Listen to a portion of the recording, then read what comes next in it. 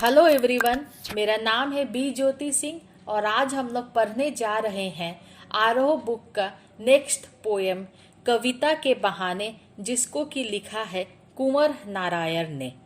कविता एक उड़ान है चिड़िया के बहाने, कविता की उड़ान भला चिड़िया क्या जाने।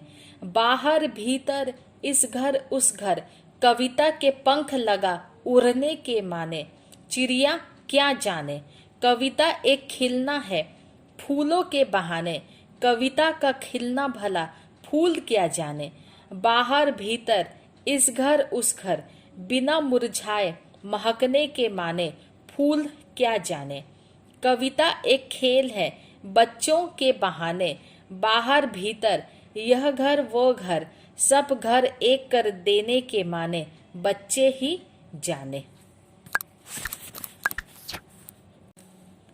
संदर्भ: प्रस्तुत काव्यतरण हमारे पाठ्य पुस्तक आरोह भाग 2 से लिया गया है। प्रस्तुत काव्यतरण के लेखक कुंवर नारायण जी हैं। प्रसंग: प्रस्तुत कविता में कवि ने कविता के अस्तित्व से जुड़े कुछ महत्वपूर्ण सवाल उठाए हैं। प्रस्तुत काव्यांश में कवि ने कविता की तुलना चिड़िया, फूल और बच्चों से की है। व्याख्या: प्रस्तुत काव्यतरण में कवि कहते हैं कि कविता भी चिड़िया की तरह उड़ान भरती है, लेकिन कविता की उड़ान चिड़िया की उड़ान से भिन्न है, क्योंकि चिड़िया की उड़ान की एक निश्चित सीमा है, जबकि कविता में भावों की, विचारों की उड़ान किसी भी सीमा या बंधनों से मुक्त है। वह अनंत उड़ान है।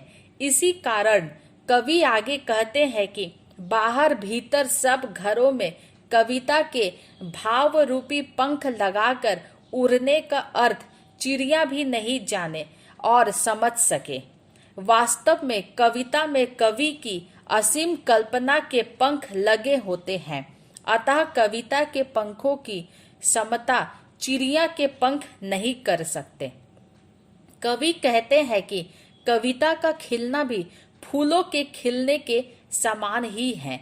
लेकिन कविता के खिलने और फूलों के खिलने में एक सूक्ष्म अंतर है।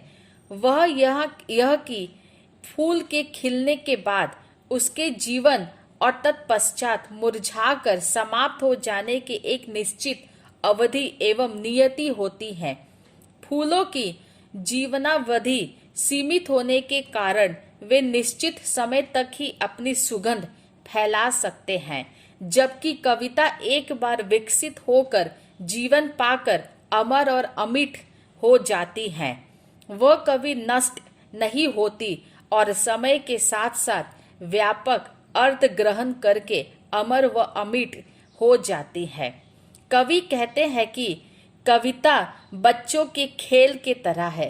जिस तरीके से बच्चों के खेल की कोई निश्चित सीमा नहीं होती है, उनके भाव और विचारों की कोई निश्चित सीमा नहीं होती है, वे बंधन मुक्त रहते हैं, ठीक उसी तरीके से कविता भी बंधन मुक्त और अपने उड़ान भरती है, उनमें भी कोई निश्चित सीमा नहीं रहती है।